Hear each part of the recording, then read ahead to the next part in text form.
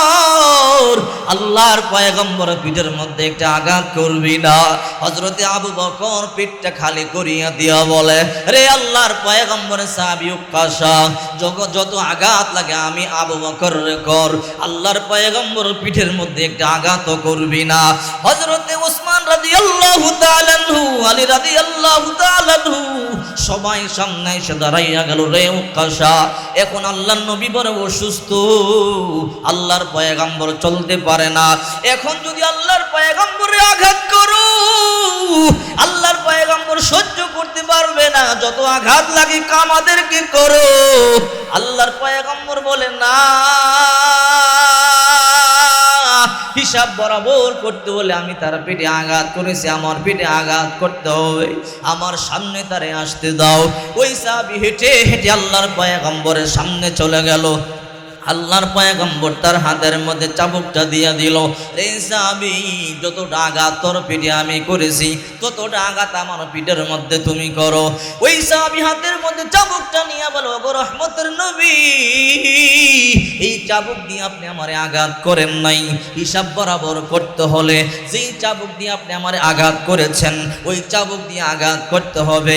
গোটা মসজিদের সাহাবীরা অবাক হয়ে গেল, কেমন সাহাবী রে, আমরা আল্লাহর নবীর জন্য জীবন বিলাইয়া দিতে পারি, আর এই সাহাবী আল্লাহর পয়গম্বর পিঠের মধ্যে আঘাত করবে, আবার বলে যে চাবুক দিয়ে আঘাত করেছে ওই চাবুক লাগবে, এই চাবুক দিয়ে আঘাত করলে হবে না। আল্লাহর পয়গম্বর বলল, ঠিক আছে, দাঁড়াও, আমি যেই চাবুক দিয়ে তোমার পিঠের মধ্যে আঘাত করেছিলাম ওই চাবুক দিয়ে তুমি আমার পিঠের মধ্যে আঘাত করবে। আল্লাহর পয়গম্বর বলে, রে সালমান ফারসি, যাও রে আমার কন্যা ফাতেমার কাছে। রাহমাতুল্লাহি ওয়া বারাকাতুহু। আল্লাহ পাকের অশেষ মেহেরবানিতে আপনারা সকলে কেমন আছেন? আলহামদুলিল্লাহ, আল্লাহ পাকের দরবারে অসংখ্য শুকরিয়া। আল্লাহ পাক আমাদেরকে ভালো রেখেছেন, সবাই বলি আলহামদুলিল্লাহ। আলহামদুলিল্লাহ আলহামদুলিল্লাহ নাহমাদুহু ওয়া নাস্তাঈনুহু ওয়া নাস্তাগফিরুহু ওয়া নু'মিনু বিহি ওয়া নাতাওয়াক্কালু আলাইহি ওয়া নাউযু বিল্লাহি মিন শুরুরি আনফুসিনা ওয়া মিন সাইয়্যাতি আমালিনা। من يهده الله فلا مضل له ومن يضلله فلا هادي له ونشهد أن لا إله إلا الله وحده لا شريك له ونشهد أن سيدنا وسندنا وحبيبنا ومولانا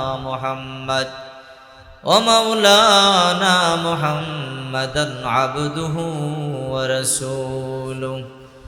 أما بعد فأعوذ بالله من الشيطان الرجيم. بسم الله الرحمن الرحيم. كل نفس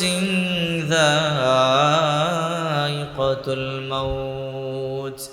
وقال رسول الله صلى الله عليه وسلم: التائب من الذنب كمن لا ذنب له، أو كما قال عليه الصلاة والسلام. صدق الله مولانا العظيم وصدق رسوله النبي الكريم، ونحن على ذلك لمن الشاهدين والشاكرين والذاكرين، والحمد لله رب العالمين. সকলেই দুরূদ ইব্রাহিম পাঠ করি। আল্লাহুম্মা সাল্লি আলা মুহাম্মাদিন ওয়া আলা আলি মুহাম্মাদ কামা সাল্লাইতা আলা ইব্রাহিম ওয়া আলা আলি ইব্রাহিম ইন্নাকা হামিদুম মাজিদ। আল্লাহুম্মা বারিক আলা মুহাম্মাদিন ওয়া আলা আলি মুহাম্মাদ কামা বারাকতা আলা ইব্রাহিম ওয়া আলা আলি ইব্রাহিম ইন্নাকা হামিদুম মাজিদ। লা ইলাহা ইল্লাল্লাহ, লা ইলাহা ইল্লাল্লাহ, লা ইলাহা ইল্লাল্লাহ লা ইলাহা ইল্লাল্লাহ লা ইলাহা ইল্লাল্লাহ বহু দূরে মদিনা কেমনে যাব জানি না বহু দূরে মদিনা কেমনে যাব জানি না দয়া করো দয়ালাল্লাহ দয়া করো দয়ালাল্লাহ ফুরাও মনের বাসনা লা ইলাহা জোরে লা ইলাহা ইল্লাল্লাহ লা ইলাহা ইল্লাল্লাহ লা ইলাহা ইল্লাল্লাহ লা ইলাহা আসিয়া বহলেন কাল্লা ফেরাউন দিহিল কত জ্বালা আসিয়া বহলেন কাল্লা ফেরাউন দিহিল কত জ্বালা আল্লাহ বলেন ও জিবরাইল আল্লাহ বলেন ও জিবরাইল খোলো জান্নাতের তালা লা ইলাহা সবাই লা ইলাহা ইল্লাল্লাহ লা ইলাহা ইল্লাল্লাহ লা ইলাহা ইল্লাল্লাহ বহু দূরে মদিনা কেমনে যাব জানি না বহু দূরে মদিনা কেমনে যাব জানি না দয়া করো দয়ালাল্লাহ দয়া করো দয়ালাল্লাহ ফুরাও মনের বাসনা লা ইলাহা লা ইলাহা ইল্লাল্লাহ লা ইলাহা ইল্লাল্লাহ লা ইলাহা মদিনা যাওয়ার আশা আছে না নাই মদিনা যাইতে পারলাম না মদিনা দেখতে পারলাম না মদিনা যাইতে পারলাম না মদিনা দেখতে পারলাম না মদিনা নাম কত মধু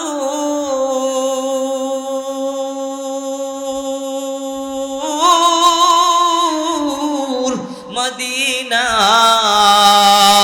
আর যে কত দূর ওই মদিনার পথের দুলি আমি ওই মদিনার পথের দুলি আমি মাগতে পারলাম না মদিনা যাইতে পারলাম না মদিনা দেখতে পারলাম না মদিনা নাম কত সুন্দর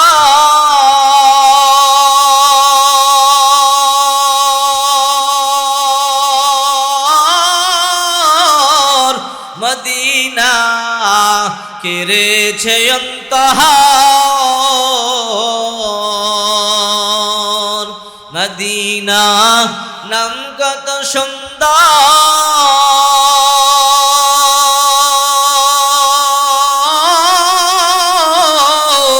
মদিনা কেড়েছে অন্তর পাখির নেই ডানা থাকলে পাখির নেই ডানা থাকলে যেতাম মদিনায় মদিনা যাইতে পারলাম না মদিনা দেখতে পারলাম না মদিনা যাওয়ার আশা আছে না নাই আল্লাহ সবাইকে মদিনায় যাওয়ার তৌফিক দান করেন, সকলে বলে আমিন।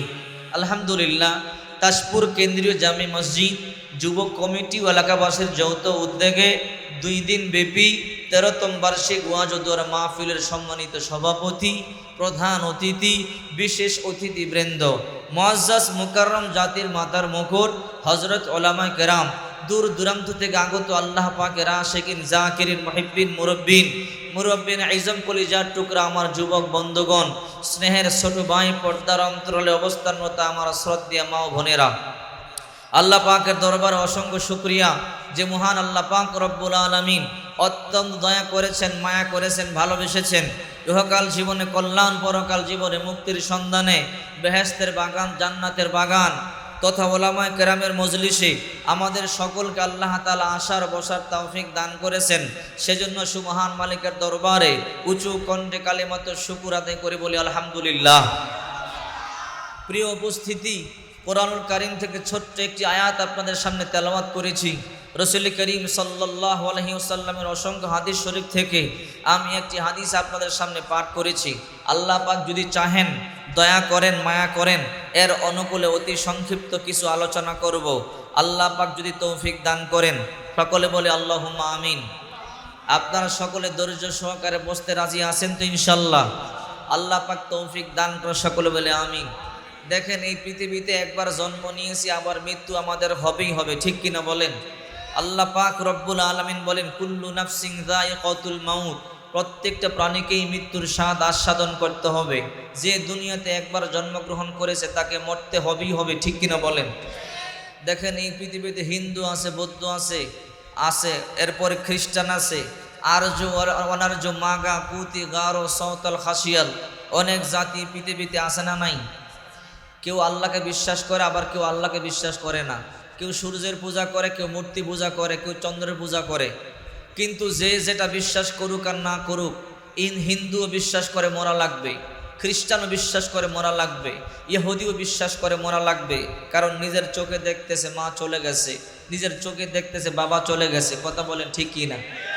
আমাদের মরতে হবেই হবে। আজকে শুনেছি এই এলাকা থেকে 2 জন মানুষ চলে গেছে, ঠিক কিনা বলেন? মৃত্যুর কোনো গ্যারান্টি নাই, ঠিক কিনা জোরে বলেন? এই জন্যে আল্লাহ তাআলা বলেন, কুল্লু নাফসিন যায়িকাতুল মাউত, প্রত্যেকটা প্রাণীকেই মৃত্যুর স্বাদ আস্বাদন করতে হবে। মৃত্যুকে ভয় করতে হবে কি হবে না? রাসূল করিম সাল্লাল্লাহু আলাইহি সাল্লাম মৃত্যুর কথা দৈনিক 100 বার স্মরণ করে তওবা করতেন, কখনো 80 বার তওবা করতেন। দেখেন, রাসূলের কোনো গুনাহ ছিল? নবীজির আগেও গুনাহ নাই, পরেও গুনাহ নাই। যেই নবীর আগেও গুনাহ নাই, যেই নবীর পরেও গুনাহ নাই, ওই নবী দৈনিক 100 বার তওবা করতে পারলে আমরা ঘন্টায় ঘন্টায় গুনাহ করি, মিনিটে মিনিটে গুনাহ করি, সেকেন্ডে সেকেন্ডে গুনাহ করি। আমাদের তওবা করা দরকার আছে না নাই? আমাদের তো সারাক্ষণ তওবার মধ্যে লেগে থাকাই দরকার, যেই হারে আমরা গুনাহ করতেছি, ঠিক কিনা জোরে বলেন? দেখেন, নবীজি মৃত্যুরে কেমন ভয় পাইতেন। রাসূল করিম সাল্লাল্লাহু আলাইহি সাল্লাম সাহাবায়ে কেরামদেরকে নিয়ে চলতেছেন। আল্লাহর হাবিব মুহাম্মদুর রাসূলুল্লাহ সাল্লাল্লাহু আলাইহি ওয়াসাল্লাম সাহাবায়ে কেরামদেরকে নিয়ে চলতেছেন মরুভূমি দিয়া। হঠাৎ করে চলতে চলতে আল্লাহর পয়গম্বর ইস্তেনজার প্রয়োজন হলেন। আল্লাহর নবী রাহমাতুল লিল আলামিন ইস্তেনজা করলেন। ইস্তেনজা করবার পরে আল্লাহর পয়গম্বর সাথে সাথে তায়াম্মুম করে নিলেন। সাহাবায়ে কেরাম বলেন, ও আল্লাহর নবী, আপনি ইস্তেনজা করলেন, তায়াম্মুম করলেন, কারণটা কি? ও রাহমাতুল লিল আলামিন, আপনি বড় ভালো করিয়া জানেন একটু সামনে গেলেই তো পানি পাওয়া যাবে। ও রাহমাতুল লিল আলামিন, একটু সামনে গেলেই পানি পাবেন, সেখানে গিয়ে ওযু করলেই তো পারতেন, আপনি এখানে তায়াম্মুম করলেন কেন? আল্লাহর পয়গম্বর বলল, ও সাহাবীরা, একটু দূরে আমি যেতে পারবো, সেখানে গিয়ে আমি ওযু করতে পারবো। ওই হায়াত আল্লাহ তাআলা আমাকে দিবে, ওই গ্যারান্টি কি তোমরা আমাকে দিতে পারবা নাকি? সুবহানাল্লাহ বলেন। সাহাবায়ে কেরাম বলে, না রাহমাতুল লিল আলামিন, ওই গ্যারান্টি আপনারা আমরা দিতে পারবো না। আল্লাহর পয়গম্বর বলল, সাহাবীরা, ওই দূরে গেলে পানি পাওয়া যাবে আমিও ভালো করে জানি, তোমরা যেমনটি জানো আমিও ভালো করিয়া জানি। রে সাহাবীরা, আমি এই জন্য তায়াম্মুম করে নিলাম, ওইখানে যাওয়ার আগে যদি আমার ইন্তেকাল হয়ে যায়, আর যদি আমি তায়াম্মুম না করি, আল্লাহ তাআলা পবিত্র, আল্লাহ তাআলা আমাকে যদি জিজ্ঞাসা করে, বন্ধু আমার আপনি ভালো করে জানেন আমি আল্লাহ পবিত্রতা পছন্দ করি, ও আমার বন্ধু আপনি অপবিত্র অবস্থায় কেন এলেন? ও সাহাবীরা বলো, আমি আমার আল্লাহর দরবারে কি জবাব দেব? এই জন্য আমি ওযু করে নাই, আমি তায়াম্মুম করেছি, একটু সামনে গেলে পানি পাবো, সেখানে গিয়ে আবার ওযু করব। চিন্তা করে দেখেন আল্লাহর পয়গম্বর মৃত্যুরে কেমন ভয় পাইতো। আল্লাহর পয়গম্বর বলে, সাহাবীরা তোমরা জানো মৃত্যু কতটা কাছে?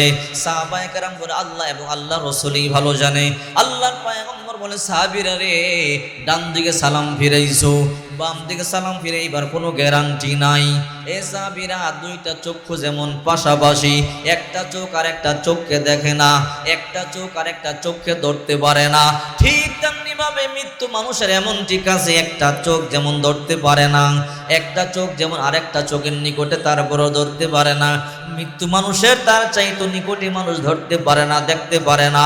এই জন্য আল্লাহর নবী রাহমাতুল লিল আলামিন বলতেছে, সাহাবায়ে কেরাম শোনো, এ আমার উম্মতেরা শোনো, যদি তোমরা দৈনিক 20 বার মৃত্যুর কথা স্মরণ করতে পারো, তাহলে তোমরা গুনাহ করতে পারবা না।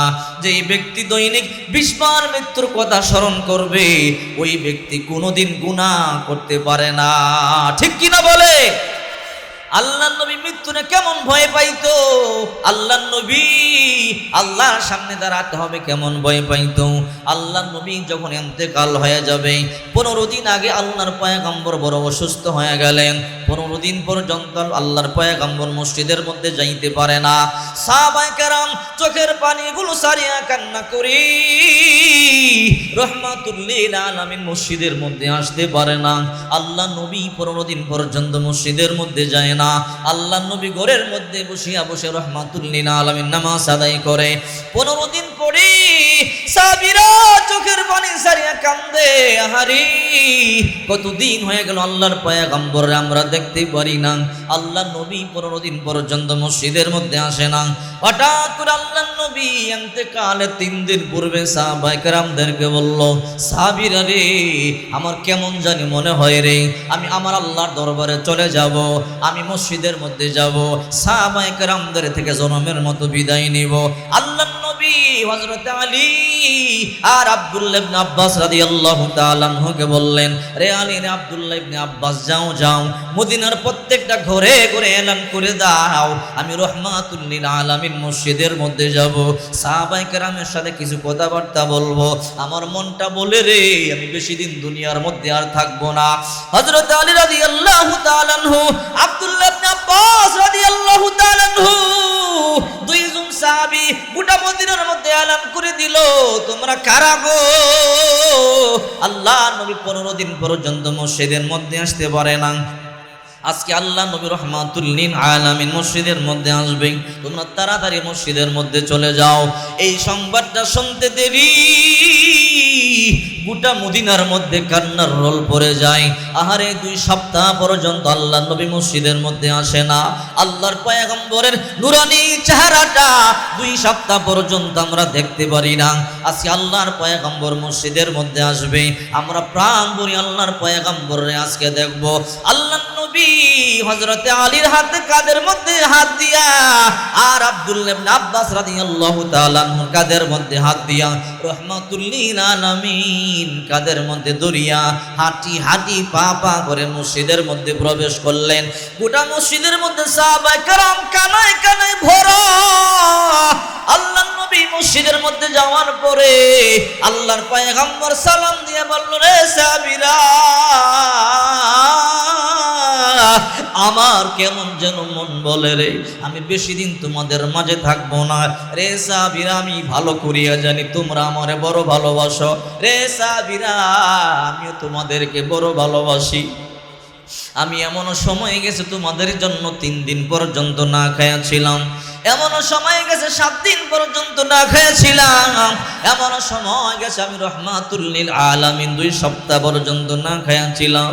সাহাবীরা রে, আল্লাহ তাআলা আমাকে বলেছে ও রহমাতুল লিল আলামিন, আপনি চাইলে আমি আল্লাহ জান্নাত থেকে আপনার জন্য খাবার পাঠাবো। আমি বলেছি আল্লাহ যদি আমার জন্য জান্নাত থেকে খাবার পাঠান, আমার উম্মতের জন্য কি জান্নাত থেকে খাবার পাঠাবেন? আল্লাহ বলেন আরে নবী না, আপনার উম্মতের জন্য আমি জান্নাত থেকে খাবার পাঠাবো না, আপনার উম্মতকে দুনিয়াতে জান্নাতি খাবার দেব না। ও রহমাতুল লিল আলামিন, আপনার উম্মতকে আমি জান্নাতের মধ্যে জান্নাতি খাবার দেব, এই দুনিয়াতে আমি আপনার উম্মতকে জান্নাতি খাবার দেব না। আল্লাহর পয়গম্বর বলো মালিক, আমার যে উম্মত দুনিয়াতে জান্নাতি খাবার পাবে না, আমি ওই রকম নবী না, উম্মতকে রাইখা একা একা জান্নাতি খাবার খাবো। আল্লাহু আকবার। ইমামুল আউয়ালিন ওয়াল আখিরিন বহর সদকা রহমাতাল লিল আলামিন, শুধু জুদশ রহমাতাল লিল আলামিন, মসজিদে ও শুধ হামারু এ জমিন। আল্লাহর পয়গম্বর বলল সাহাবীরা আমি ভালো করিয়া জানি তোমরা আমাকে বড় ভালোবাসো রে সাহাবীরা, আমিও তোমাদেরকে বড় ভালোবাসি রে সাহাবীরা। আমার কেমন যেন মন বলে রে আমি আমার আল্লাহর ডাকে সাড়া দিয়ে চলে যাব।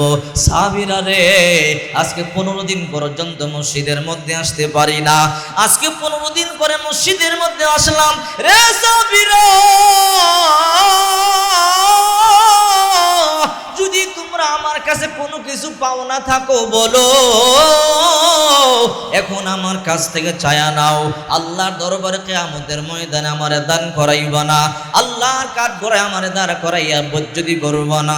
ও সাহাবীরা কোনো কিছু পাইলে আমার কাছ থেকে উনি আদায় করিয়া নাও। কোন সাহাবায়ে কেরাম দাঁড়ায় না, আল্লাহর নবী দ্বিতীয়বার আবার বলল ও সাহাবীরা যদি তোমরা আমার কাছে কোনো কিছু পাও এখনই বলো আদায় করে নাও, কিয়ামতের ময়দানে আল্লাহ দরবারে দাঁড় করাইবা না। দ্বিতীয়বার বললেন, কোন সাহাবী দাঁড়ায় না। আল্লাহ নবী রহমাতুল লিল আলামিন চোখের পানিগুলো সারিয়া বলে সাহাবীরা রে, তোমরা কোনো কিছু পাইলে তাড়াতাড়ি আমার কাছ থেকে আদায় করে নাও, কিয়ামতের ময়দানে রে আল্লাহর দরবারে আমারে দান করাইবা না।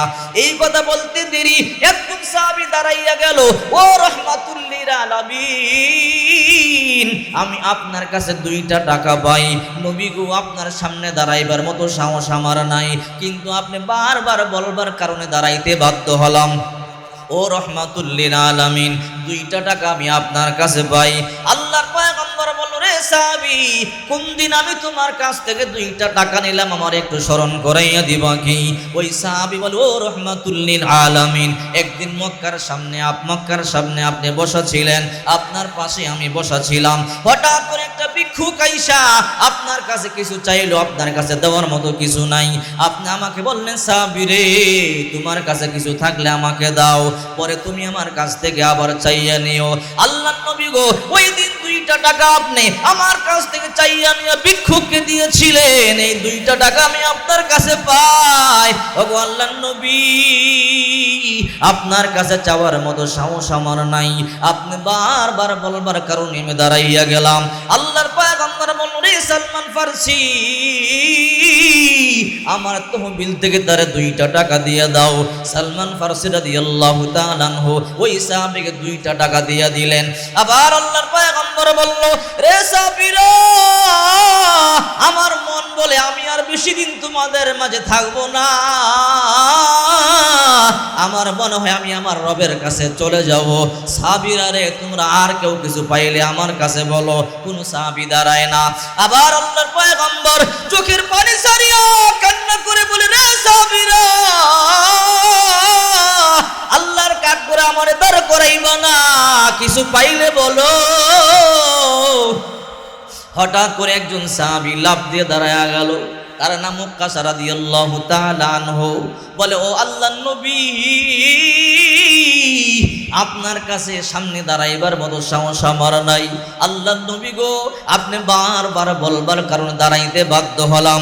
ও রহমাতুল লিল আলামিন, আপনার সাথে আমার লেনদেন বাকি আছে। নবী বলে, কিসের লেনদেন বলো গো আল্লাহর নবী? একটা যুদ্ধের ময়দানে একটা ওটের পৃষ্ঠে আপনি ছিলেন, আর আপনার পিছনে আমি বসা ছিলাম। আপনি ওট চালাইতে গিয়া বারবার পিছন দিকে পটকে আঘাত করতেছিলেন। ওই চাবুকের আঘাতগুলো আমার পিঠের উপরে পড়তেছিল।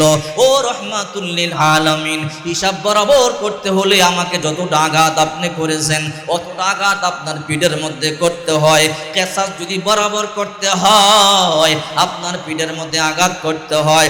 এই কথাটা বলতে দেরি গোটা মসজিদের মধ্যে কান্নার রোল পড়ে গেছে। প্রত্যেকটা সাহাবীর চোখের মধ্যে পানি। কেমন সাহাবী রে, আল্লাহ নবীর পিঠের মধ্যে আঘাত করতে যায়, প্রত্যেকটা সাহাবী চোখের পানিগুলো সারিয়া কাঁদে। আল্লাহ নবী আপনি চলতে পারে না, 15 দিন পর্যন্ত মসজিদের মধ্যে আসতে পারে না। আল্লাহ নবী 15 দিন পরে বড় কষ্ট করিয়ে মসজিদের মধ্যে আসছে। আল্লাহ নবী একা একা পর্যন্ত চলতে পারে না। এখন যদি আল্লাহর পয়গম্বরের পিঠের মধ্যে আঘাত করা হয়, আল্লাহর পয়গম্বর সহ্য করতে পারবে না। গোটা মসজিদের মধ্যে কান্নার রোল, প্রত্যেকটা সাহাবীর চোখের মধ্যে পানি। আহারে, আল্লাহর পয়গম্বরের পিঠে আঘাত করলে আল্লাহর পয়গম্বর সহ্য করতে পারবে না। আল্লাহর পয়গম্বর ওই সাহাবীকে ডাকিয়া বলে, সাহাবী রে, আয় আয় আমার কাছে আয়। আমি যতটা আঘাত তোর পিঠের মধ্যে করেছি ততটা আঘাত তুই আমার পিঠের মধ্যে কর। এই কথা বলতে দেরি ওই সাহাবী হেঁটে হেঁটে আল্লাহর পয়গম্বরের সামনে চলে আসলো। হযরত ওমর বলে, রে সাহাবী, যত আঘাত লাগে আমারে কর, আল্লাহর পয়গম্বরের পিঠের মধ্যে একটা আঘাত করবি না। হযরতে আবু বকর পিঠটা খালি করিয়া দিয়া বলে, রে আল্লাহর পয়গম্বরের সাহাবী উকাশা, যত আঘাত লাগে আমি আবু বকর রে কর, আল্লাহর পয়গম্বরের পিঠের মধ্যে একটা আঘাতও করবি না। হযরতে উসমান রাদিয়াল্লাহু তাআলা আনহু, আলী রাদিয়াল্লাহু তাআলা আনহু সবাই সামনে এসে দাঁড়াইয়া গেল। রে উকাশা, এখন আল্লাহর নবী বড় অসুস্থ, আল্লাহর পয়গম্বর চলতে পারে না। এখন যদি আল্লাহর পয়গম্বরে আঘাত করো, আল্লাহর পয়গম্বর সহ্য করতে পারবে না, যত আঘাত লাগে আমাদেরকে করো। আল্লাহর পয়গম্বর বলে, না, হিসাব বরাবর করতে হলে আমি তার পিঠে আঘাত করেছি, আমার পিঠে আঘাত করতে হবে, আমার সামনে তারে আসতে দাও। ওই সাহাবী হেঁটে হেঁটে আল্লাহর পয়গম্বরের সামনে চলে গেল। আল্লাহর পয়গম্বর তার হাতের মধ্যে চাবুকটা দিয়া দিল। রে সাহাবী, যতটা আঘাত তোর পিঠে আমি করেছি ততটা আঘাত আমার পিঠের মধ্যে তুমি করো। ওই সাহাবী হাতের মধ্যে চাবুকটা নিয়ে বলো, গো রহমতের নবী, এই চাবুক দিয়ে আপনি আমারে আঘাত করেন নাই। হিসাব বরাবর করতে হলে যেই চাবুক দিয়ে আপনি আমারে আঘাত করেছেন ওই চাবুক দিয়ে আঘাত করতে হবে। গোটা মসজিদের সাহাবীর অবাক হয়ে গেল, কেমন সাহাবী রে, আমরা আল্লাহর নবীর জন্য জীবন বিলাইয়া দিতে পারি, আর এই সাহাবী আল্লাহর পয়গম্বরের পিঠের মধ্যে আঘাত করবে। আবার বলে যে চাবুক দিয়ে আঘাত করেছেন ওই চাবুক লাগবে, এই চাবুক দিয়ে আঘাত করলে হবে না। আল্লাহর পয়গম্বর বলল, ঠিক আছে, দাঁড়াও, আমি যে চাবুক দিয়ে তোমার পিঠের মধ্যে আঘাত করেছিলাম ওই চাবুক দিয়ে তুমি আমার পিঠের মধ্যে আঘাত করবে। আল্লাহর পয়গম্বর বলে, রে সালমান ফারসি, যাও রে, আমার কন্যা ফাতেমার কাছে যাও, আমি আমার কন্যা ফাতেমার কাছে আমার চাবুকটা জমা দিয়েছিলাম। সালমান ফারসি রে, আমার কন্যা ফাতেমারে গিয়ে বলবা তোমার আব্বা জান চাবুকটা চাইছে, আমার ফাতেমার কাছ থেকে চাবুকটা নিয়ে আসবা। সালমান ফারসি রাদিয়াল্লাহু তাআলা আনহু দৌড়াইয়া ফাতেমার বাড়িতে গিয়ে বলে, রে ফাতেমা, দরজা খোলো। কি আপনি? বলে, আমি আল্লাহর নবীর সাহাবী সালমান ফারসি। ও সালমান ফারসি ভাই আমার, আপনি হঠাৎ করে আমার বাড়িতে কেন আসলেন? রে ফাতেমা, আল্লাহর পয়গম্বর যেই চাবুকটা তোমার কাছে জমা দিয়েছে ওই চাবুকটা দাও। আল্লাহর পয়গম্বর চাবুকটা চাইছে। ফাতেমা অবাক হয়ে জিজ্ঞাসা করলো, কেন রে ভাই, এখন আমার আব্বা জান চাবুক দিয়ে কি করবে? আমার আব্বা তো এমনি চলতে পারে না, 15 দিন পর্যন্ত আমার আব্বা জান মসজিদের মধ্যে পর্যন্ত যাইতে পারে না। আজকে 2 সাহাবীর পিঠের মধ্যে বড় করিয়া করিয়া আমার আব্বা জান মসজিদের মধ্যে গেল। এখন আমার আব্বা জান চাবুক দিয়ে কি করবে বুঝতে পারলাম না। আবার কি যুদ্ধ লাগিয়া গেল নাকি? বলেন না না, যুদ্ধ লাগে নাই, আল্লাহর পয়গম্বর চাবুক চাইছে, চাবুকটা দিয়ে দাও। ফাতেমা এখন আর সালমান ফারসি না, কেন আমার আব্বা জান চাবুক চাইছি, যতক্ষণ পর্যন্ত না বলবা আমি চাবুক দিব না। সালমান ফারসি বলে, রে বোন ফাতেমা, ওই কথা বললে সহ্য করতে পারবা না। ফাতেমা বলে, না না তুমি বলো, কেন আমার আব্বা জান চাবুক চাইছে? সালমান ফারসি বলে, রে ফাতেমা, গোটা মসজিদের মধ্যে সাহাবীরা ভরা, আল্লাহর পয়গম্বর অপেক্ষায় আছে, তাড়াতাড়ি চাবুকটা দিয়ে দাও। এবার ফাতেমা বলে, না দিব না, যতক্ষণ পর্যন্ত না বলো চাবুক দিয়ে কি করবে। এবার সালমান ফারসি বলে, রে ফাতেমা, আল্লাহর পয়গম্বর যে কোনো সময় আল্লাহর ডাকে সাড়া দিয়ে চলে যেতে পারে। আল্লাহর নবী রাহমাতুল লিল আলামিন সাহাবায়ে কেরামদের কাছ থেকে বিদায় নিতেছেন। আল্লাহর নবী সাহাবায়ে কেরামদেরকে বললেন, রে সাহাবীরা, যদি তোমরা আমার কাছে কোনো কিছু পাও আদায় করে নাও, কিন্তু কিয়ামতের ময়দানে আল্লাহর দরবারে আমার দান করাইবা না। এক সাহাবী 2 টাকা পাইতো, পয়গম্বর 2 টাকা দিয়ে দিলেন। আরেক সাহাবী দাঁড়াইয়া বলে, ও রাহমাতুল লিল আলামিন, যুদ্ধের ময়দানে আমার পিঠের মধ্যে চাবুক দিয়ে আঘাত করেছিলেন, হিসাব বরাবর করতে হলে আপনার পিঠের মধ্যে আঘাত করা লাগে। রে ফাতেমা, আল্লাহর নবীর পিঠের মধ্যে আঘাত করবি, এই জন্য চাবুক চাই, এই কথা বলতে দেরি। ফাতেমার মাথার মধ্যে যেন আসমানটা ভাঙিয়া বলল, না রে সালমান ফারসি ভাই, না, এখন আমার আব্বার পিঠের মধ্যে আঘাত করলে আমার আব্বা সহ্য করতে পারবে না। এমনিতেই 15 দিন পর্যন্ত আমার আব্বা মসজিদের মধ্যে যাইতে পারে না, এখন যদি আমার বাবার পিঠের মধ্যে আঘাত করা হয় আমার বাবা সহ্য করতে পারবে না। সালমান ফারসি বলে, ও ফাতেমা, দেরি করবে না, তাড়াতাড়ি চাবুকটা দাও। ফাতেমা চোখের কান্না শুরু করে দিল।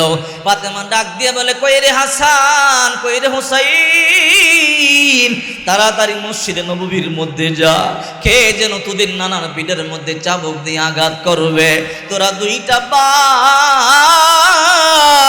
তোদের পিঠটা পাতিয়া দিবি, তোদের পিঠের মধ্যে আঘাতগুলো লবি, আঘাতে আঘাতে যদি মরিয়াও যাও তারপরেও তোদের নানার পিঠে একটা আঘাত লাগতে দিবি না। আল্লাহু আকবার বলেন। 2 ভাই দৌড়াইয়া চলে গেল। আল্লাহর পয়গম্বরের 2 পাশে দাঁড়াইয়া রইল। সালমান ফারসি রাদিয়াল্লাহু তাআলা আনহু চাবুক নিয়া আল্লাহর পয়গম্বরের হাতের মধ্যে দিল।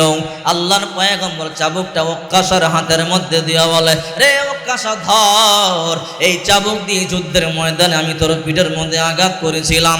রে ওক্কাসা, এই চাবুক দিয়ে আমার পিঠে আঘাত কর, যতটা আঘাত তোরে করেছি অতটা আঘাত আমার পিঠে কর।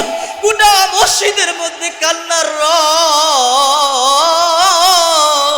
প্রত্যেকটা সাহাবীদের চোখের মধ্যে পানি।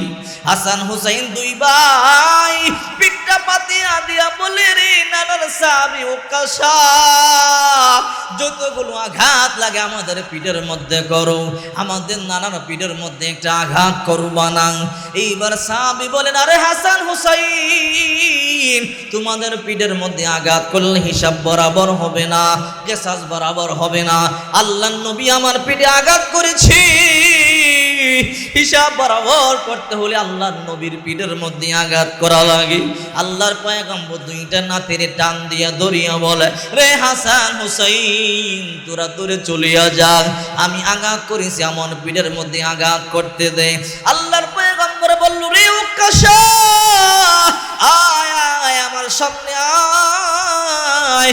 ওক্কাসা রাদিয়াল্লাহু তাআলা আনহু এক কদম সামনে যায়, আর সাহাবীদের কান্নার রোল আরো বাড়িয়া যায়, আর এক কদম সামনে যায়, কান্নার রোল বাড়িয়া যায়। আহারে, একটু পরেই তো আল্লাহর পয়গম্বর পিঠের মধ্যে আঘাত করবে। হাঁটি হাঁটি পা পা করে করে আল্লাহর পয়গম্বরের সামনে চলে আসলো। আল্লাহর পয়গম্বর হাতের মধ্যে আল্লাহর পয়গম্বর চাবুকটা দিয়া বলে, রে ওকাশা, এই চাবুক দিয়ে তোর পিঠের মধ্যে আঘাত করেছিলাম, যতটা আঘাত তোরে করেছি অতটা আঘাত আমারে কর, হিসাব বরাবর কর, তারপরও কিয়ামতের ময়দানে আল্লাহর দরবারে আমারে দাঁড় করবি না। ওকাশা চাবুকটা হাতের মধ্যে নিয়ে বলে, ও রহমাতুল লিল আলামিন, আপনি যেদিন আমার পিঠের মধ্যে আঘাত করেছিলেন ওই দিন আমার পিঠের মধ্যে চাদর ছিল না। নবী গো, চাদরের উপরে দিয়ে আঘাত করলে হিসাব বরাবর হবে না, হিসাব বরাবর করতে হলে আপনার চাদর সরাইতে হবে। আল্লাহ নবী রহমাতুল লিল আলামিন চাদরটা সরাইয়া দিলেন। রে ওকাশা, এবার আঘাত কর। ওকাশা রাদিয়াল্লাহু তাআলা এইবার বলে, ও রহমাতুল লিল আলামিন, আপনার পিঠের মধ্যে এখনো পাঞ্জাবি আছে, জামা আছে। নবী গো, যেদিন আমার পিঠের মধ্যে আপনি আঘাত করেছিলেন আমার পিঠের মধ্যে কোনো জামা ছিল না, আমার পিঠ একদম খালি ছিল, হিসাব বরাবর করতে হলে আপনার গেঞ্জি পর্যন্ত সরাইতে হবে। এই কথা বলতে দেরি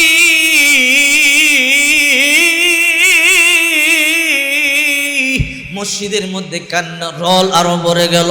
কেমন সাহাবী রে, আমরা নবীর জন্য জীবন পর্যন্ত দিতে পারি, আর ওই সাহাবী আল্লাহর পয়গম্বর পেটের মধ্যে আঘাত করবে। আল্লাহর পয়গম্বর বলে, রে ওকাশা দাঁড়া, আমি আমার পিঠটা খালি করিয়া দিতেছি, আমার পিঠের মধ্যে তুই আঘাত করবি। আল্লাহ নবী রহমাতুল লিল আলামিন হঠাৎ করিয়া টান দিয়া জুব্বা মোবারকটা উপরে উঠাইলেন। ওকাশা রাদিয়াল্লাহু তাআলা চাবুকটা নিয়া উপরে উঠাইলেন মারবার জন্য। একটু পিছন দিকে গেলেন, চাবুকটা উঠাইছে মারবার জন্য। চাবুকটা উঠাইতে দেরি সাহাবায়ে কেরাম হাউমাউ করিয়া চিৎকার শুরু করে দিল, আহারে এই মুহূর্তে পয়গম্বর পিঠের মধ্যে আঘাত করবে। চাবুকটা উঠাইয়া চাবুকটা পিছন দিকে ফালাইয়া আল্লাহ নবীর চাপ দিয়া ধরিয়া আল্লাহ নবীর মোহরে নবুয়তের মধ্যে একটা চুমা দিয়ে দিছে। আল্লাহু আকবার বলেন। নূরে একটা ঝলকানি মাইরা উঠছে। আল্লাহর পয়গম্বর বলে, কিরে ওকাশা, কি করলি আমার মোহরে নবুয়তের মধ্যে কেন চুমা দিয়া দিলি? তুই তো আমার মোহরে নবুয়তে চুমা দাও নাই, আল্লাহর জাহান্নাম চিরদিনের জন্য হারাম করেছ। আল্লাহু আকবার বলেন। ইমামুল আউয়ালিন ওয়াল আখিরিন বহরে সদকা রাহমাতাল লিল আলামিন, শুধু জুদাস রাহমাতাল লিল আলামিন, মসজিদে ও শুধা মারোয়ে জমিন। চিন্তা করে দেখেন আল্লাহ নবী মৃত্যুকে কেমন ভয় পাইতো, ঠিক কিনা জোরে বলেন। আল্লাহ রসুল যার কোনো গুনাহ নাই, যার ব্যাপারে আল্লাহ পাক রব্বুল আলামিন বলেন, লিয়াগফিরু লাকাল্লাহু মা তাকদ্দামা মিন যামবি, নবী আপনার আগেও গুনাহ নাই, আপনার পরেও গুনাহ নাই, যার ব্যাপারে আল্লাহ তাআলা বলেন, ওমা আরসালনাকা ইল্লা রাহমাতাল লিল আলামিন, হে নবী আমি আপনাকে গোটা সৃষ্টি জগতের জন্য রহমত স্বরূপ প্রেরণ করেছি। অথচ যেই নবীকে সৃষ্টি না করলে কুল কায়নাত আল্লাহ সৃষ্টি করতো না, কোনো কিছু সৃষ্টি করতো না, ওই নবী মৃত্যুকে কেমন ভয় পায়, ওই নবী হাসরকে কেমন ভয় পায়, আল্লাহর কাঠগড়াকে কেমন ভয় পায়।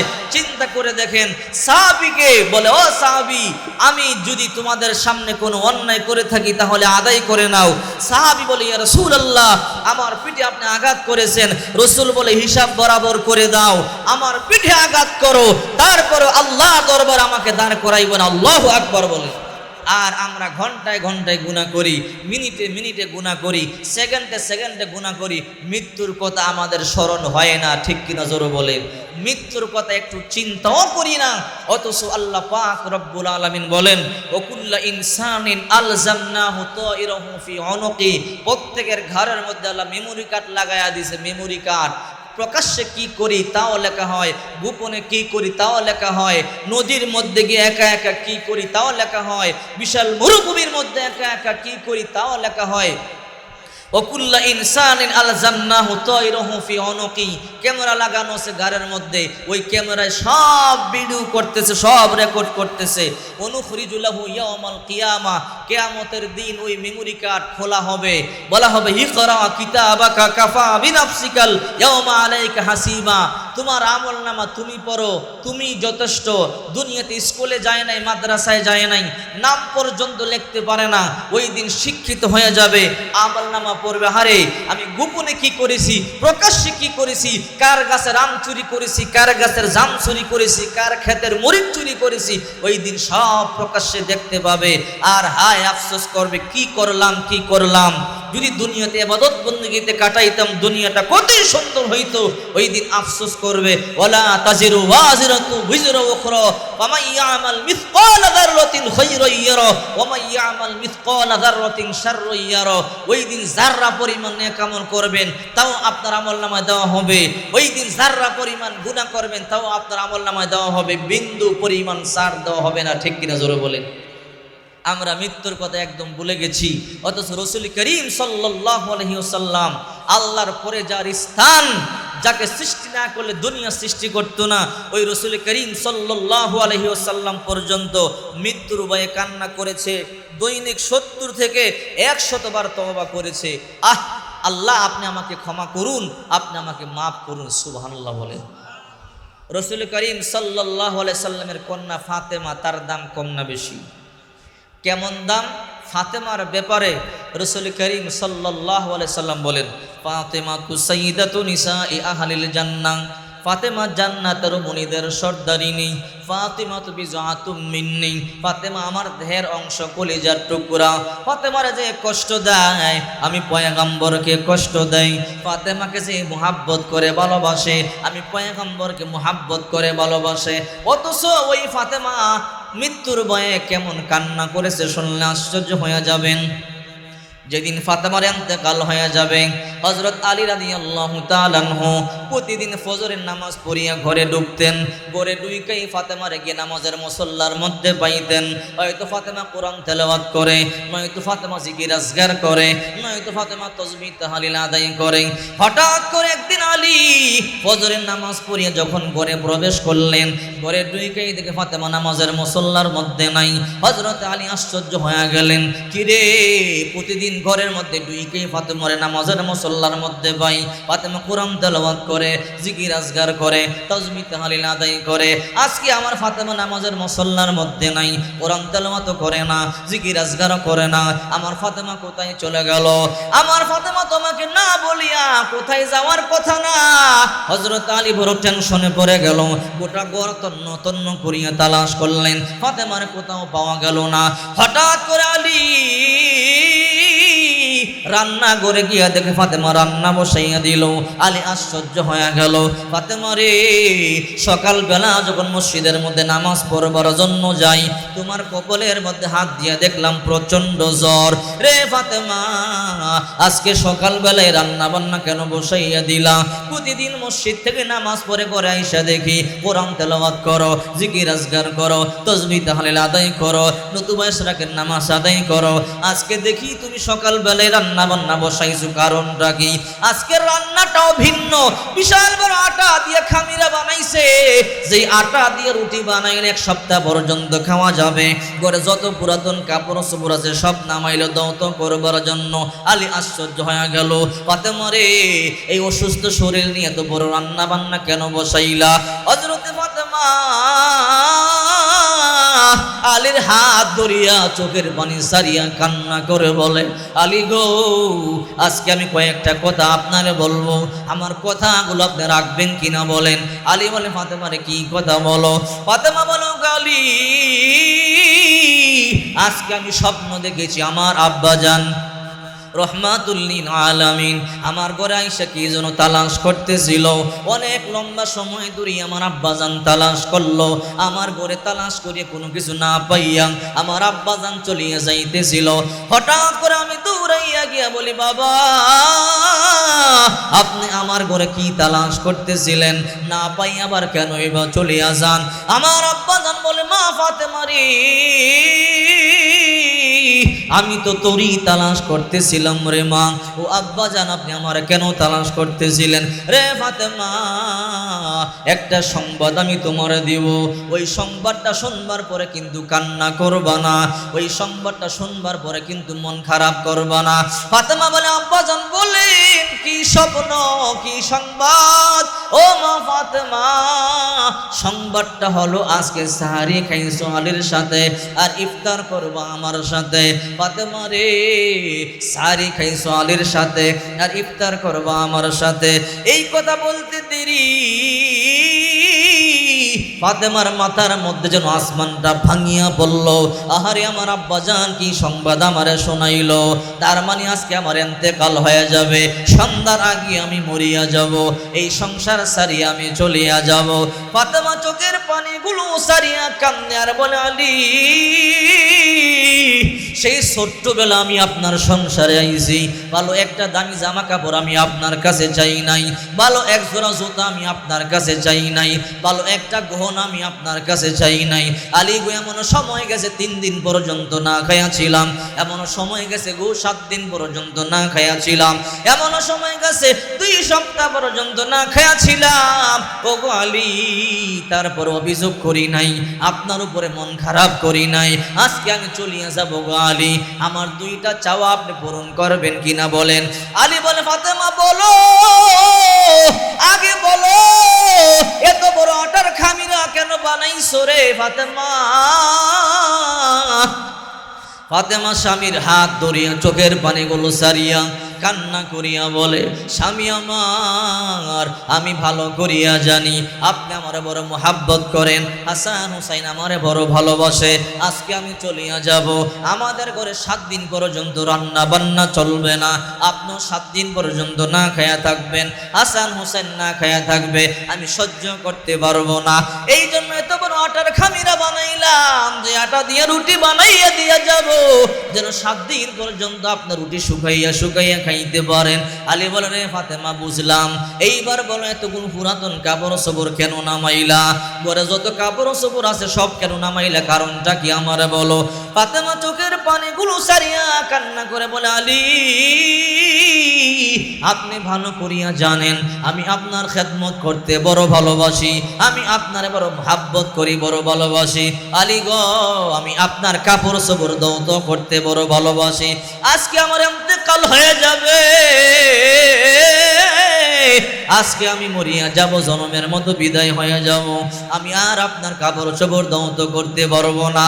এই জন্য আজকে সব কাপড় চোপড় নামাইলাম, জনমের মতো সবগুলো দৌত করিয়া দিয়া যাব।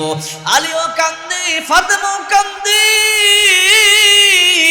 কান্নার আওয়াজ শুনে হাসান হুসাইন দৌড়াইয়া ঘরের মধ্যে ডুইকা গেল। ডুইকা দেখে মাও কান্না করে, বাবাও কান্না করে, মায়ের গলার মধ্যে জাবরা ধরিয়া বলে, মা গো কেন কান্না করো? ও মা, হঠাৎ করে কেন চোখের পানি সারিয়া সারিয়া কান্না করো আমারে বলো? ফাতেমা বড় বুদ্ধিমতী ছিল। ফাতেমা চিন্তা করে, যদি আমার ইন্তেকালের সংবাদ আমার সন্তানদেরকে দেই, আমার 2টা সন্তান সহ্য করতে পারবে না। এই জন্য ফাতেমা সন্তান 2টারে বলে, রে হাসান হুসাইন, যা যা তোদের নানার রওজা পাকের সামনে যা, নানার সাথে গিয়া কথা বল। কিতাবের মধ্যে আছে, হাসান হুসাইন যখন পয়গম্বর রওজার সামনে গিয়া সালাম দিত, পয়গম্বরের সাথে গিয়া কথা বলতো।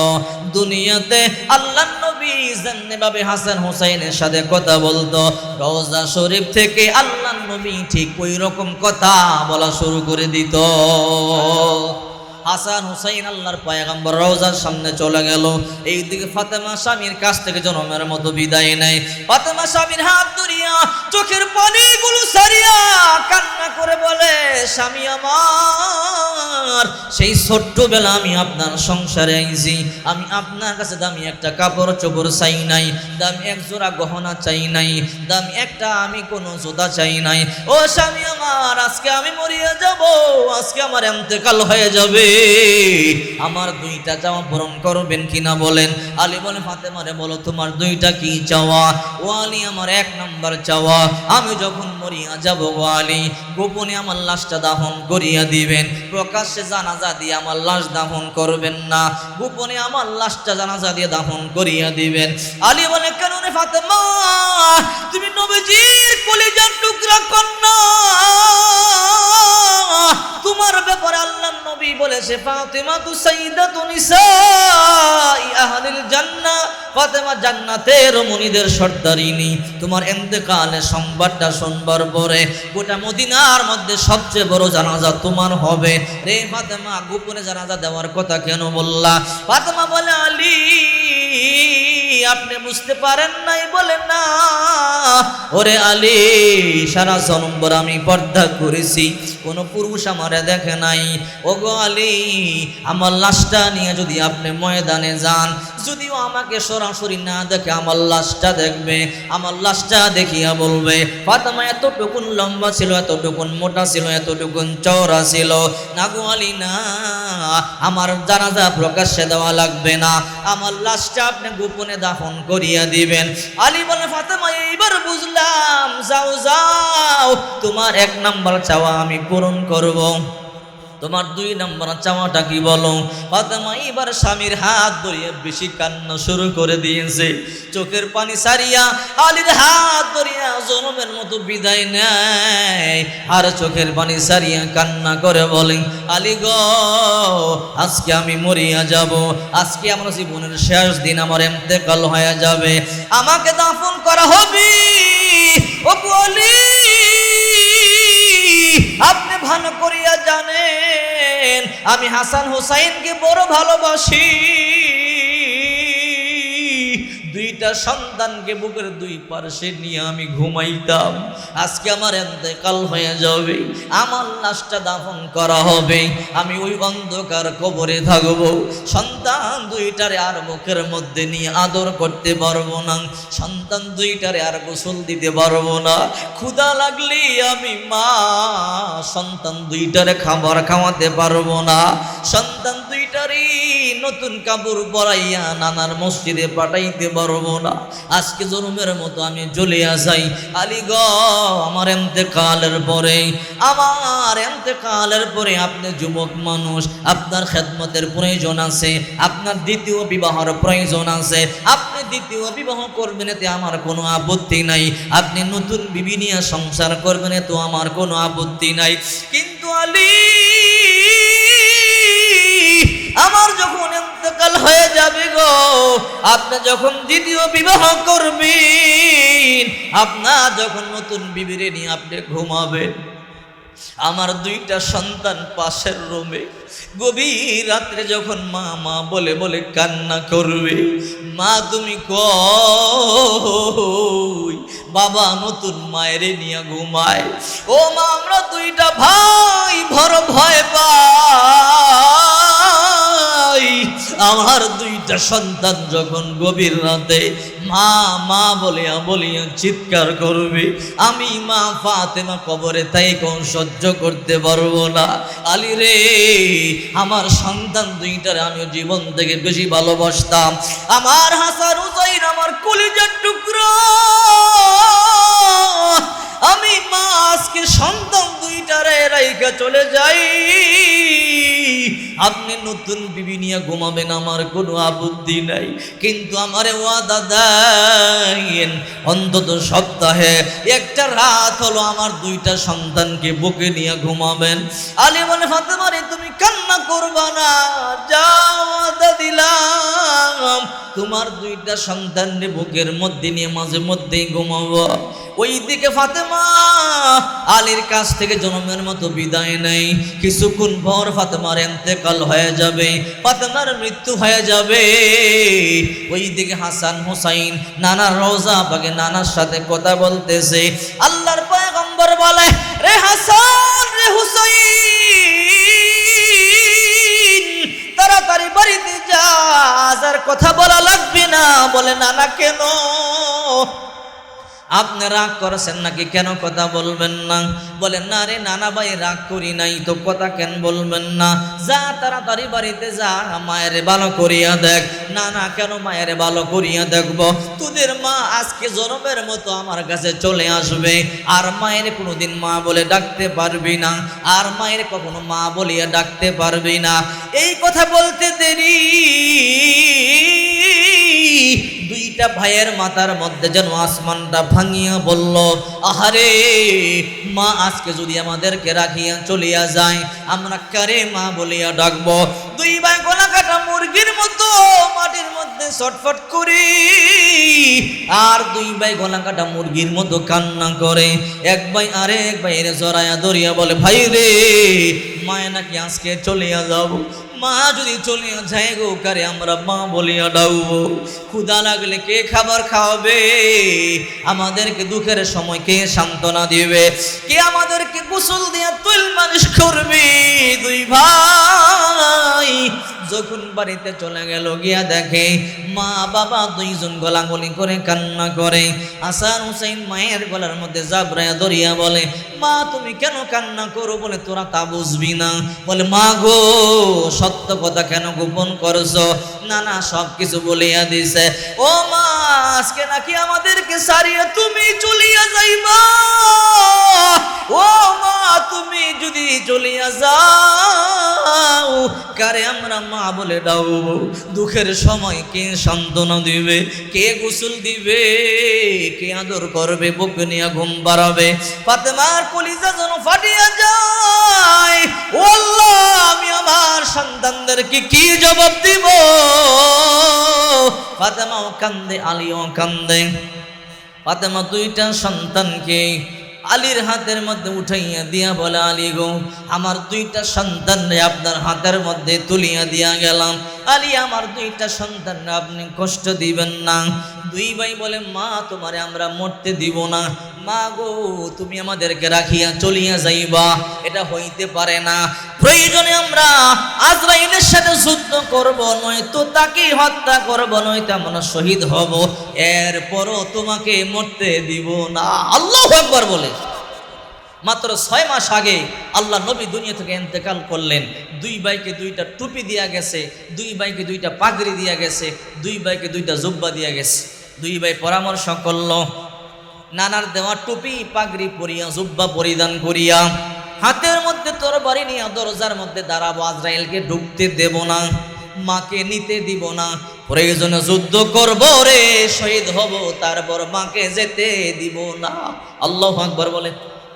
হাসান হুসাইনের দাম কম না বেশি? কেমন দাম শুনলে আশ্চর্য হবেন, বিরক্ত হইতেছেন আপনারা। আমার সময় শেষ পর্যায়ে, হুজুর আসলে আমি উঠে যাব। কয়টা পর্যন্ত টাইম? 10 মিনিট আছে, ঠিক আছে ইনশাল্লাহ চলবে, ইনশাল্লাহ ঠিক আছে তো ইনশাল্লাহ। হুজুর আসলে আমি উঠে যাব। আল্লাহর নবী একদিন আসরের নামাজ পড়াইতেছেন, আসরের নামাজ।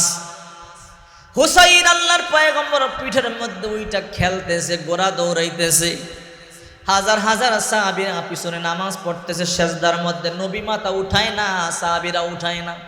নবী না উঠাইলে সাহাবীরা কেমনে উঠাবে? ঠিক কিনা জোরে বলেন। সাহাবীরা মনে মনে ভাবে, কিরে আল্লাহর নবী এত লম্বা সেজদা তো কোনোদিন দেয় নাই, আজকে এত লম্বা সেজদা কেন দিল? আল্লাহর নবী চেষ্টা করতেছে হুসাইনকে হাত দিয়ে পিঠ থেকে নামাইবার জন্যে। হুসাইন না নামলে আল্লাহর পয়গম্বর তো নামতে পারে না, উঠতে পারে না। আল্লাহ তাআলা ডেকে বলে, ও রাহমাতুল লিল আলামিন, হুসাইন যতক্ষণ পর্যন্ত ইচ্ছা করে না নামবে, ততক্ষণ পর্যন্ত তাকে নামাবেন না। হুসাইনের দাম কম না বেশি? একদিন হুসাইন দৌড়াইয়া গিয়া কয়, নানা ভাই। বলে, কি বলবি বল। কয়, আপনার দাম বেশি না আমার দাম বেশি? সুবহানাল্লাহ বলেন। আচ্ছা, নবীজি রে বলতেছে আপনার দাম বেশি না আমার দাম বেশি?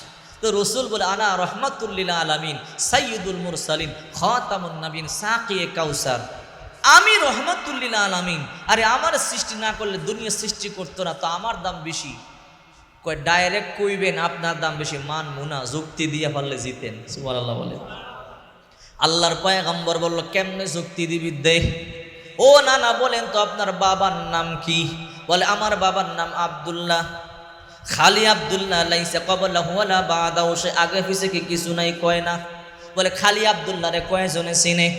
ও নানা, আপনার বাবা আব্দুল্লাহ রে কয়জনে চিনে? আমার বাবার নাম কি আপনি জানেননি? বলে তোর বাবার নাম কি বল? আমার বাবার নাম আলী কাররামাল্লাহু ওয়াজহু আসাদুল্লাহিল গালিব। আমার বাবার ব্যাপারে রাহমাতুল্লিল আলামিন বলেছেন, আনা মাদিনাতুল ইলমি ওয়া আলিয়ুম বাবুহা, আমি ইলমের শহর, আমার আলী হইল দরজা, আসাদুল্লাহিল গালিব, আল্লাহর সিংহ, আল্লাহর বিজয়ী বাঘ। ও নানা, বলেন তো আপনার বাবার ব্যাপারে এমন একটা হাদিস আসেনি আল্লাহর পয়গম্বর বলেন নাই? বলে নানা, এবার বলেন তো আপনার বাবার দাম বেশি না আমার বাবার দাম বেশি? আল্লাহর পয়গম্বর বলে, হুসাইন, আমার বাবা থেকে তোর বাবার দাম 1000 গুণ বেশি। নানা, বাবার দিক দিয়ে জিতে গেলাম। এবার বলেন আপনার মায়ের নাম কি? আমার মায়ের নাম হলো আমেনা। কই লাইসা কবলাহা ওয়ালা বাদা, সে আগে পিছে কিছু নাই, খালি আমেনা নি? হ্যাঁ, খালি আমেনা। ও নানা, আপনার মা আমেনারে কয়জনে চিনে? আমার মায়ের নাম কি জানেন? বল তোর মায়ের নাম কি?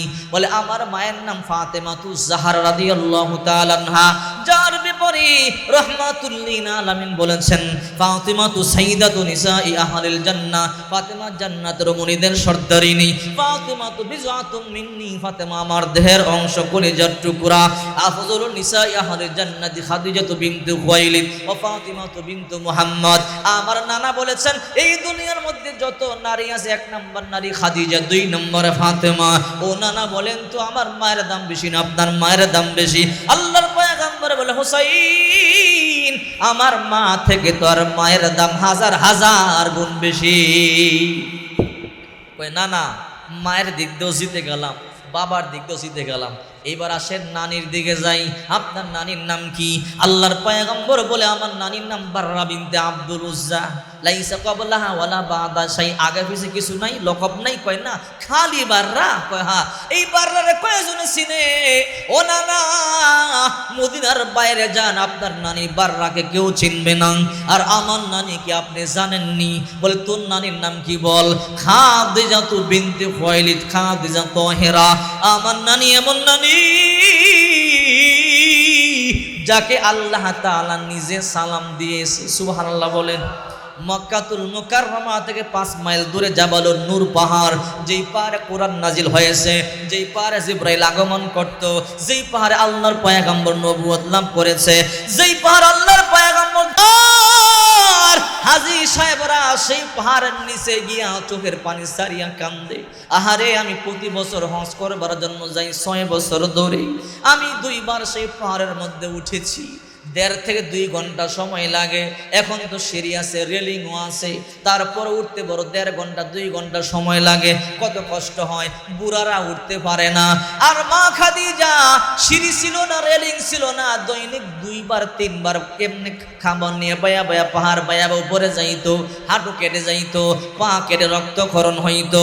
আল্লাহ নবী বলতো, রে খাদিজা, আমার জন্য তুমি এত কষ্ট করো, তোমার হাত কেটে যায়, হাঁটু কেটে যায়, রক্তক্ষরণ হয়। মা খাদিজা বলে, ও রাহমাতুল্লিল আলামিন, আপনি টেনশন করবেন না, চিন্তা করবেন না, আপনার জন্য আমার হাত আর হাঁটু কেন, আপনার জন্য কলিজা পর্যন্ত বুনা করে দিতে পারি। একদিন মা খাদিজা পাহাড় বেয়ে খাবার নিয়ে উপরে উঠতেছিল।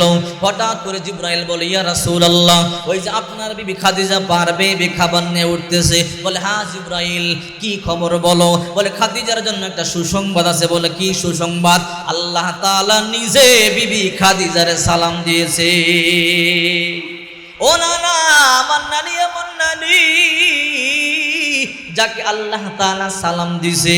বলেন তো আমার নানির দাম বেশি না আপনার নানির দাম বেশি? আল্লাহর পয়গম্বর বলল, হুসাইন, আমার নানি থেকে তোমার নানির দাম 1000 গুণ বেশি। কয় না না। বলে কি? বাবার দিক দিয়েও জিতলাম, মায়ের দিক দিয়েও জিতলাম, নানির দিক দিয়েও জিতলাম। এবার আসেন আসল জায়গা। কই আসল জায়গা আবার কোনটা? আপনার নানার নাম কি? কোন? সুবহানাল্লাহ বলে। আল্লাহর পয়গম্বর বলে, আমার নানার নাম আব্দুল ওয়াহাব। কয় আব্দুল ওয়াহাব? কয় হ। লাইসা ক্বাবলাহু ওয়ালা বাদাহু শাই, আগে পিছে কিছু নাই। কয় না। ও নানা, এই ওয়াহাব বারে কয়জনে চিনে? মদিনার বাইরে যান, আর কেউ চিনবে না। আমার নানার নাম কি জানেননি? সুবহানাল্লাহ কোন। কয় তোর নানার নাম কি? কয় আমার নানার নাম শুনবেননি, শোনার আগে সবাই একটা চিল্লান দিয়ে কোন সুবহানাল্লাহ। ও নানা, আমার নানার নাম কি জানতে চান? বলে, বল। বলে আমার নানা এমন নানা যার মাথা থেকে পা পর্যন্ত আল্লাহ প্রশংসা করেছে। কখনো কখনো আমার নানারে আল্লাহ তাআলা আলিফ লাম মিম বলিয়া মজা কইরা ডাক দিছে, কখনো কখনো হা মিম বইলা বইলা মজা কইরা ডাক দিছে, কখনো কখনো তো হা বইলা বইলা মজা কইরা ডাক দিছে, কখনো কখনো ইয়াসিন বইলা বইলা আমার নানারে আল্লাহ ডাক দিছে, কখনো কখনো ইয়া আইয়ুহাল মুজাম্মিল বলেছে, কখনো কখনো ইয়া আইয়ুহাল মুদ্দাসির বলে বলে আল্লাহ ডাক দিয়েছে, কখনো কখনো ওয়াদুহা বলে বলে আল্লাহ তাআলা ডাক দিয়েছে, কখনো কখনো ওয়ারাফা'না লাকা যিকরাকা বলে বলে আল্লাহ সম্বোধন করেছে, কখনো কখনো তাবারাকাল্লাযী নাযালাল ফুরকানা আলা আবদিহি লিয়াকুনা লিল আলামিন নাযীর বলেছে, কখনো কখনো ইয়া আইয়ুহান নাবিয়্যু কুল লিআজওয়াজিকা বলেছে, কখনো কখনো ইয়া আইয়ুহান নাবিয়্যু হাররিদিল মুমিনিনা আলাল কিতাল বলেছে, কখনো কখনো ওয়ামা আরসালনাকা ইল্লা রাহমাতাল লিল আলামিন বলে বলে ডাক দিয়েছে, কখনো কখনো মুহাম্মাদুর রাসূলুল্লাহ বলে বলে আল্লাহ তাআলা আমার নানারে ডাক দিছে। আল্লাহ নবী আর বৈশা থাকতে পারলেন না, লাভ দিয়া দাঁড়াইয়া হোসাইনকে মুখের মধ্যে নিয়া কপালে সুমা দিয়া বলে, রে হোসাইন আমি হারবার জন্য দুনিয়াতে আসি নাই, আমি রহমাতুল লিল আলামিন কারো কাছে হারি নাই, আজকে আমি রহমাতুল লিল আলামিন তোর কাছে হেরে গেলাম। আল্লাহু আকবার বলুন, সুবহানাল্লাহ জোরে কোন। বিরক্ত হইতেছেন? ফাতেমার কথা মনে আছে না নাই? ফাতেমার ইন্তেকাল হয়ে যাবে, হাসান হুসাইন দুই ভাই তরবারি নিয়ে দরজার মধ্যে দাঁড়াইছে, আজরাইল আসবে, মায়ের জান কবজ করতে আমরা দিব না, প্রয়োজনে যুদ্ধ করব, প্রয়োজনে আজরাইলকে হয়তো মারব, নয়তো আমরা শহীদ হব, কিন্তু মাকে নিতে দিব না। সুবহানাল্লাহ। আজরাইল মানুষকে ডরায় কি ডরায় না? মুসা নবীর জান কবজ করতে আইছে, কথাবার্তা উল্টা পাল্টা হয়েছে, মুসা নবী রাগী নবী দিছে এক থাপ্পড় দিয়ে দেন্দা বানাই লেছে, চোখ একটা হইরা গেছে। একবার দৌড়ে গিয়ে আল্লাহ কার কাছে পাঠাইছো, এমন রাগী মানুষ, ওনার জান আমি কবজ করব না। আল্লাহ থাপ্পড় দিয়ে তো আমার চোখ বাইর করে ফেলাইছে, আল্লাহ তাড়াতাড়ি আমার চোখ বালা করে দেন। আল্লাহ চোখ বালা করে দিয়া কয়, যা মুসার জান কবজ কর। আমি যাবো না, এই কাজ অন্যজনকে দেন। কয় না, তোকেই করতে হবে, এই দায়িত্ব তোর। বলে আল্লাহ যেই থাপ্পড় মারে, যেই শটকনা মারে, চোখ বাইর করে, এইবার গেলে দুইটা বাইর করবো, আমি যাবো না। আল্লাহকে আজরাইল যা মুসারে গিয়া বলবি গাভীর পিঠের উপরে হাত রাখতে। প্রথম জান কবজের কথা বলিস না, তাই কিন্তু থাপ্পড়া মারবো। প্রথম গিয়া সালাম দিয়ে বলবি আসসালামু আলাইকুম রহমতুল্লাহ ইয়া মুসা কালিমুল্লাহ। সালাম দেওয়ার পরে বলবি, এ আল্লাহ নবী, একটা গাভীর পিঠের মধ্যে আল্লাহ বলছে হাত রাখতে। তো হাত রাখার পরে বলবি যতগুলো পশম আপনার হাতের তালুতে লেগেছে, আপনি যদি চান প্রতিটা পশমের বদৌলতে আল্লাহ 1000 বছর করে হায়াত দিন। সুবহানাল্লাহ জোরে বলেন। তো যে আজরাইল আসছে, আয়েশা বলে আসসালামু আলাইকুম রহমতুল্লাহ। ওয়ালাইকুম সালাম। আবার আইসো কেন? আল্লাহ নবী রাগ করেন না, গাভীর পিঠের উপর একটু হাত রাখেন। কয় কেন? আল্লাহ বলছে। রাখলাম হাত। রাখার পরে কই হাতের তালুতে যতগুলো পশম আছে, আপনি চাইলে এক একটা পশমের বদলতে 1000 বছর করে হায়াত আল্লাহ আপনারে দিব। মুসা নবী কয় এরপরে কি হবে? এরপরে আবার মৃত্যু। কয় যদি এরপরে মরণই লাগে তো থাইকা লাভ নাই, ঠিক আছে এখনই যান কবজ কর। তো আজরাইল যদি এক থাপ্পড় দিয়ে চোখ বাইর করতে পারে, আজরাইলের মুসা নবী হাসান হোসাইনের দাম আছে না নাই? হোসাইনের দাম কেমন? নবী একটু আগে বললাম, নবী নামাজ পড়তেছে, মানে নামাজ, আসরের নামাজ পড়াইতেছে, জামাতের নামাজ, ফরজ নামাজ, রসুল সেজদায়, সাহাবীরা পিছনে, হোসাইন পিঠের মধ্যে বসে গেছে। আর সাহাবীরা সবাই সেজদায়, সবাই চিন্তা করে নবী এখনো কেন উঠে না, এত লম্বা সেজদা, কিন্তু যত সময় লাগুক নবী যদি না উঠে কিন্তু সাহাবীরা উঠতে পারবে না, ঠিক কিনা বলেন? নবীজি ডান হাত দিয়ে চেষ্টা করতেছে হোসাইনকে নামাইবার জন্য, কিন্তু নামাইতে পারতেছে না। আল্লাহ পাক রব্বুল আলামিন বলে, এই নবী আমার, হোসাইন যতক্ষণ পর্যন্ত না নামবে, আপনি ইচ্ছা করে নামাবেন না। দাম দেখেন কত বেশি, সুবহানাল্লাহ বলেন। এই জন্য বিশ্বনবী মুহাম্মদুর রাসূলুল্লাহ সাল্লাল্লাহু আলাইহি ওয়াসাল্লাম বলেন, আল হাসান ওয়াল হুসাইন সাইয়্যিদা শাবাবি আহলিল জান্নাহ। হাসান হুসাইন জান্নাতের যুবকদের সর্দার। রাসূল করিম সাল্লাল্লাহু আলাইহি ওয়াসাল্লাম যে যুবকদের ব্যাপারে বলেছেন, আল হাসান ওয়াল হুসাইন সাইয়্যিদা শাবাবি আহলিল জান্নাহ, জান্নাতের যুবকদের সর্দার। চিন্তা করে দেখেন, এই হুসাইন আর হাসানের দাম আছে না নাই? এইদিকে আল্লাহ বলে, রে আজরাইল যাও, জান কবজ করো। এইদিকে হুসাইন আর হাসান দরজার মধ্যে দাঁড়ানো।